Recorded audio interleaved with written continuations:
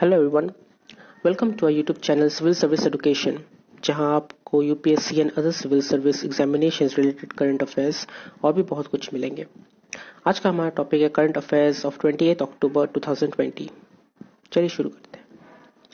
US to support India's defence of territory. The United States will support India to defend its territorial sovereignty and liberty, U.S. Secretary of State Michael Pompeo said on Tuesday, addressing the media at the end of the third India-US 2+2 dialogue in New Delhi. Mr. Pompeo also said that Chinese Communist Party is no friend to democracy. US Secretary of State Michael Pompeo ने कहा है कि US India को support करेगी उनकी territorial sovereignty and liberty को defend करने के लिए। उन्होंने चाइनीज कम्युनिस्ट पार्टी को नो फ्रेंड टू डेमोक्रेसी भी कहा है। The observations about the threats to Indian sovereignty came as New Delhi announced the signing of the Basic Exchange and Cooperation Agreement on Geospatial Cooperation with the US. Number 2. Now, outsiders can buy land in Jammu and Kashmir. People as well as investors outside Jammu and Kashmir can now purchase land in the Union Territory as the centre on Tuesday notified new land laws for the region, ending the exclusive rights of locals over the land granted under now abrogated Article 370.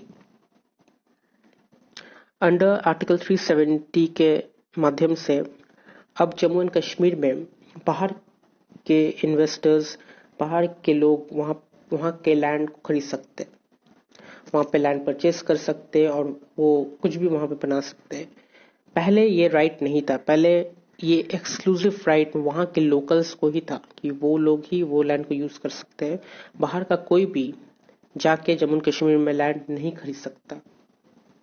लेकिन after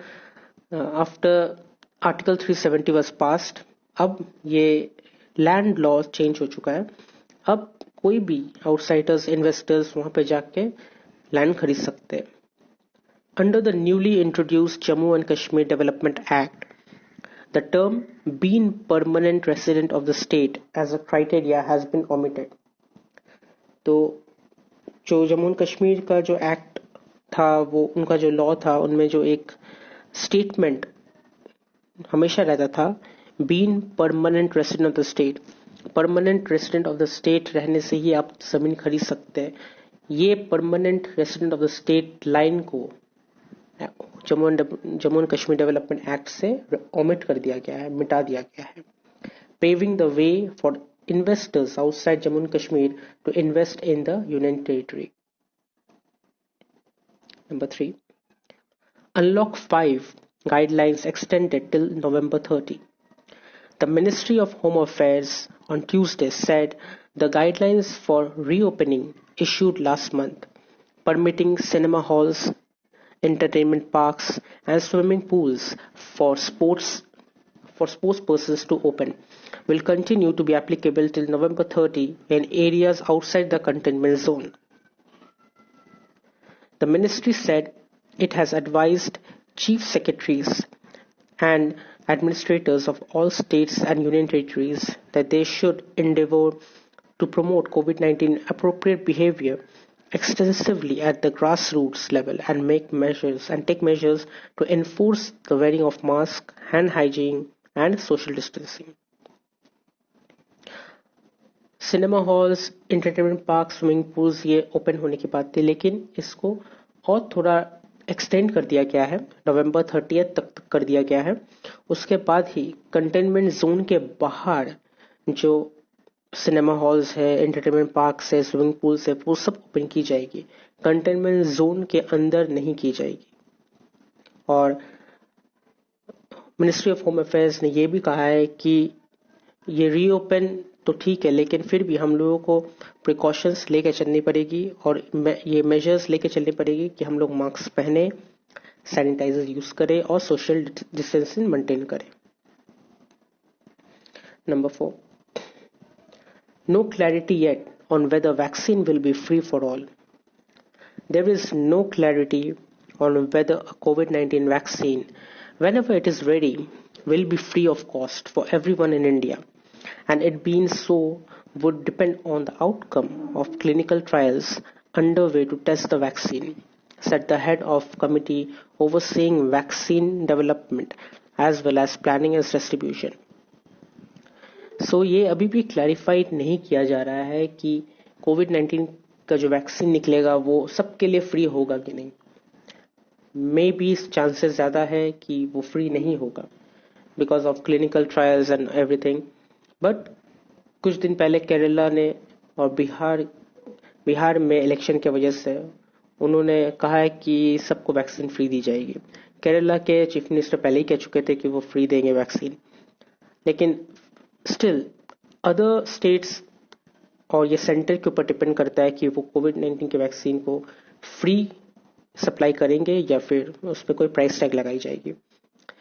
the success of it and the other candidates will determine the availability and the dosage required, and then we can discuss financing. The next 3 weeks will yield clarity on this, said Dr. V.K. Paul of the Niti Aayog, who heads the center's expert committee on vaccine. तो वो लोग पहले vaccine की success rate को देखेंगे, candidates जो availability में है वो लोग भी डिटरमाइन करेगी इस चीज़ को कि इसका डोसेज कितना देना है और वो डोसेज के अनुसार कितना प्राइस रखना है. हालांकि दूसरे कंट्रीज ने हर वैक्सीन को फ्री डिस्ट्रीब्यूट किया है, लेकिन पता नहीं शायद यहाँ पे प्राइस लगाई जाएगी. Number 5, Kerala government fixes base price for 16 agricultural produce. The government expects to produce an additional 1 lakh tons of vegetables and tubers alike in a year, Kerala Chief Minister Pinarayi Vijayan said on Tuesday. A project would be prepared to ensure the best market for produce. Kerala के chief minister ये expect कर रहे हैं कि वो लोग year में 1 lakh ton ज़्यादा वेजिटेबल और ट्यूबर प्रोड्यूस करेंगे, जिससे उन लोगों के मार्केट को बेस्ट प्रोड्यूसर कहा जाए. Mr. Vijayan was speaking after announcing the base price of 16 agriculture items, including vegetables, fruits, and tubers, in what the government termed a first-of-its-kind initiative in the country. The scheme, designed to protect farmers from adverse price fluctuations, would come into effect from 1st November. Mr. Vijayan ने ये कहा है कि वो जो 16 agriculture का जो base price होगा, वो बेस प्राइस कभी भी चेंज नहीं होगा, वो कांस्टेंट रहेगा. और वो बेस प्राइस इसलिए किया गया है ताकि फार्मर्स लोग को प्राइस फ्लक्चुएशंस के द्वारा कोई प्रॉब्लम ना फेस करना पड़े. प्राइस फ्लक्चुएशंस मतलब प्राइस कभी बढ़ता है तो कभी घटता है, लेकिन जब एक बेस प्राइस रहेगा वो बेस प्राइस के ऊपर प्राइस जाएगा, और अगर प्राइस कमेगा तो वो बेस प्राइस पे आके ही अटक जाएगी. तो इसमें फार्मर्स को कोई प्रॉब्लम नहीं होगी. Next, elephant skeleton Chinese pots found at temple cellar. A recent attempt to restore the Thiruvayakumkudi Mahadeva temple near Kaduthuruthi Kottayam appears to have brought to light an interesting facet of history associated with the centuries-old structure. The temple authorities have unearthed several objects, including the skeleton of an elephant, its chain, and other wooden articles from the basement in the temple complex here. जो temple बनाई जा रही थी, जो temple को खोद के मतलब बहुत अच्छे तरीके से बनाई जा रही थी, तो जब उन लोगों ने वो टेम्पल को खोदा तो टेम्पल के सेलर के अंदर जो बेसमेंट होता है वहाँ पे उन लोगों ने एलिफेंट का स्केलेटन पाया, और उसके साथ साथ चेन भी मिला, जो चेन से शायद एलिफेंट को बांधा गया था. और भी बहुत कुछ वुडन आर्टिकल्स मिले हैं. The articles were found hidden underneath the vegetative growth inside the cellar. Cellar या बेसमेंट जिसके अंदर वेजिटेटिव ग्रोथ होता है, उसके अंदर ये वुडन आर्टिकल्स पाए गए हैं, which is about 5 feet deep, जो 5 feet deep है, 5 feet गहरा है, जहाँ पे एक इंसान घुस सकता है. Several wooden articles, Chinese pots of different size and lamps made of bell metal too have been recovered from the vault. और भी बहुत कुछ पाए गए हैं, चाइनीज पॉट्स, डिफरेंट साइज के लैंप्स जो कि बेल मेटल से बनी हुई है, ये सब पाई गई है. सो मीनवाइल जब वहां पे एक एलिफेंट का स्केलेटन मिल गया है तो वो एरिया, वो चीज फॉरेस्ट एक्ट के अंदर में चली जाती है, डिपार्टमेंट ऑफ फॉरेस्ट एक्ट के अंदर चली जाती है. लेकिन meanwhile the temple trust commenced efforts to open a museum in association with the Department of Archaeology to showcase the article. लेकिन टेम्पल ट्रस्ट लोग शायद बातचीत करके ये कोशिश कर रहे हैं कि वो एरिया को टेम्पल ना बना के एक म्यूजियम बना दिया जाए, जो कि वहाँ के जो आर्टिकल्स मिले हैं और जो स्केलेटन्स मिले हैं वो सबको म्यूजियम में एसोसिएशंस के द्वारा शोकेस कर सके. Next, negative or zero growth, but firm recovery on. In the government's first remarks about the growth outlook for this year, Finance Minister Nirmala Sitharaman on Tuesday said that India's GDP could see zero or negative growth, somewhat close to the International Monetary Fund's projection of minus 10.3% for 2020-2021. Finance minister ने कहा है कि India का GDP zero हो सकता है या negative में भी जा सकता है, जो कि इंटरनेशनल मॉनेटरी फंड्स ने पहले ही प्रोजेक्शन कर दी थी कि 2020-21 में इंडिया का जीडीपी माइनस 10.3% तक गिर सकता है. फाइनेंस मिनिस्टर भी यही अनुमान लगा रहे हैं, लेकिन मिनिस्टर ये भी इशू किया है कि ये जल्द से जल्द रिकवरी होगी और सस्टेनेबल रिकवरी होगी. ये नहीं कि रिकवरी हुई फिर गिर गई, नहीं, वो कह रही है कि रिकवरी होगी और इंडिया फिर से एक बार फास्टेस्ट ग्रोइंग इकोनॉमीज में से एक बन जाएगी. The minister however issued confident that a steady and sustainable recovery was already underway, adding India would emerge as one of the fastest growing economies next year. Number 8.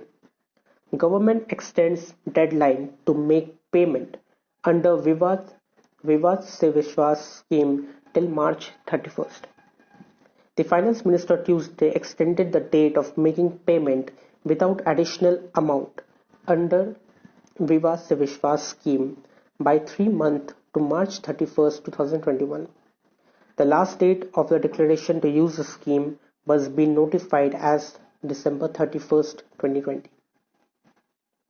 Finance minister ने विवाद से विश्वास जो स्कीम निकाली गई थी, जिसका last date 31 दिसंबर 2020 था, उसको एक्सटेंड करके 31 मार्च 2021 कर दिया गया है. इस स्कीम के अनुसार जो टैक्स पेयर्स हैं वो इस साल टैक्स पे करने में बहुत मुश्किलात फेस कर रही थी बिकॉज ऑफ कोविड-19 and lockdown. So relating to that, finance minister ने वो डेडलाइन डेट को 31 दिसंबर से 31 मार्च नेक्स्ट ईयर तक बढ़ा दी गई है. और ये भी कहा गया है कि वो जो पेमेंट करेंगे उसमें कोई एडिशनल अमाउंट नहीं लगेगी. एडिशनल अमाउंट यानी कि जो रिबेट फीस होती है वो रिबेट फीस नहीं लगेगी. As announced in the budget this fiscal, the scheme aims to provide a mechanism for the resolution of pending income tax disputes. As on November 30, 2019, about 4.83 lakh appeals pending at various levels involving tax arrears to the tune of about 9.32 lakh crore rupees. The center hopes the new scheme will bring down the number of pending cases and result in some portion of the locked revenue being realized. बहुत कोई tax पे नहीं करते थे क्योंकि बहुत कोई पे नहीं करना चाहता है, ऐसा होता है. और जब एक टैक्स नहीं पे किया जाता है तो वो जब अपना डेडलाइन क्रॉस कर देता है तो उसमें एक रिबेट फी ऐड हो जाती है, जो लेट फी होता है वो ऐड हो जाता है. उसकी वजह से लोग और भी ज़्यादा नहीं पे करना चाहते, तो वो एक साल बढ़ गया तो फिर वो एक साल और रुक जाते हैं, एक साल और रुक जाते हैं. तो 2019 के 30 नवंबर में देखा गया था 4.83 लाख जो टैक्स एरियर से इन्वॉल्व है, जो 9.32 लाख करोड़ रुपीस नहीं दे पाए, सेंटर को जमा नहीं कर पाए। सो विवाद से विश्वास जो स्कीम है, ये स्कीम के अनुसार वो टैक्स पे कर सकते हैं without giving the late fees. वो लेट फीस ना दे के ये टैक्स को पे कर सकते हैं और उनको टाइम दिया गया है 31 मार्च 2021 तक। Number 9, US to sell defense system worth $2.4 billion to Taiwan. The United States on Monday announced it had approved a $2.4 billion sale of 100 Harpoon coastal defense systems to Taiwan, a move sure to anger Beijing following Washington's $1 billion missile deal last week with a self-ruled island. United state ने approve किया है Taiwan को $2.4 billion के 100 harpoon coastal defence system देने के लिए, और ये बेजिंग को और ज़्यादा गुस्सा कर देगी क्योंकि ऑब्वियसली बेजिंग एंड ताइवान के बीच रिलेशन कुछ अच्छी नहीं है। और वॉशिंगटन से लास्ट वीक $1 बिलियन के मिसाइल डील भी पक्की हुई थी। The propose sale of the Harpoon system will help improve the security of the recipient and assist in maintaining political stability, military balance and progress in the region. State department ने ये कहा है कि ये जो हार्पून सिस्टम्स, जो defence system जा रही है, ये रेसिपिएंट को मतलब ताइवान को उसके सिक्योरिटी को इम्प्रूव करने के लिए हेल्प करेगी और उनके मिलिट्री बैलेंस और स्टेबिलिटी को भी मेंटेन करेगी और डिफेंस भी अच्छी रहेगी। The deal involves 100 Harpoon coastal defense system, which includes 400 RGM-84L 4 Harpoon Block 2 surface launched missiles with maximum range of 75 miles 125 kilometre तक ये Harpoon मिसाइल की रेंज है। Number 10 is last but not the least the important days, और 28 अक्टूबर की important day है international animation day. अगर आपको ये वीडियो अच्छी लगी तो आप इसे लाइक कीजिए, शेयर कीजिए, कमेंट कीजिए और सब्सक्राइब ज़रूर कीजिए। Thank you.